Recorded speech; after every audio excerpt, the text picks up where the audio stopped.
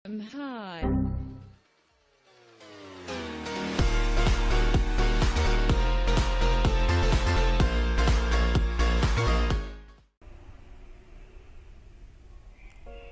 Selamat pagi, siang, sore, dan malam. Nama saya Junaidin Florentina dari kelas Sistem Informasi Reguler A. Pada video ini saya ingin menjelaskan tentang penjadwalan rancangan proyek sistem informasi pembimbingan skripsi online yang berbasis web pada FTK Undiksya. Sebelumnya saya akan menjelaskan apa itu penjadwalan proyek. Penjadwalan proyek adalah kegiatan menetapkan jangka waktu kegiatan proyek yang harus diselesaikan, bahan bakunya, tenaga kerjanya, serta waktu yang dibutuhkan oleh setiap aktivitas. Jadi penjadwalan proyek ini merupakan salah satu elemen hasil perencanaan. Penjadwalan atau scheduling adalah pengalokasian waktu yang tersedia melaksanakan masing-masing pekerjaan dalam rangka menyelesaikan suatu proyek hingga tercapai hasil optimal dengan mempertimbangkan keterbatasan yang ada. Di dalam penjadwalan proyek itu meliputi urutan dan membagi waktu untuk seluruh kegiatan proyek. Pendekatan yang dapat digunakan diantaranya adalah diagram Gantt. Pendekatan penjadwalan proyek yang lazim digunakan itu adalah Gantt chart, PERT, dan CPM.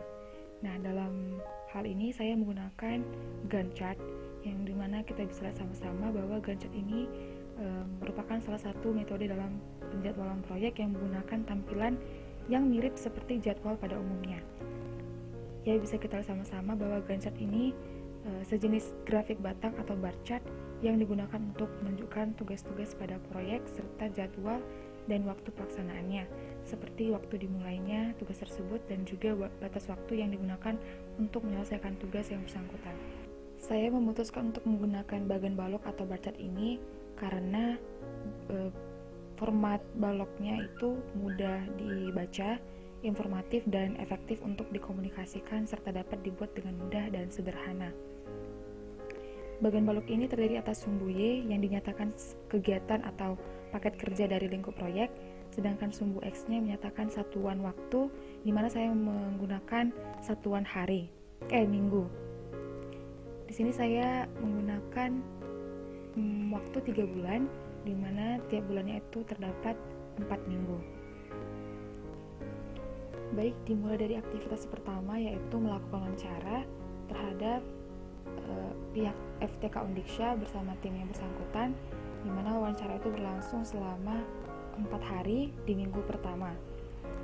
Kemudian berlanjut kepada observasi yang dilakukan selama 2 hari. Setelah dilakukan wawancara dan observasi, maka dilakukanlah pengumpulan data yang berlangsung selama 6 hari. Setelah dilakukan pengumpulan data, maka dapat kita tentukan kebutuhan sistem yang membutuhkan waktu 1 minggu lebih 1 hari atau 8 hari. Selanjutnya dianalisislah kebutuhannya yang berkaitan dengan sistem yang akan dikerjakan itu selama 7 hari.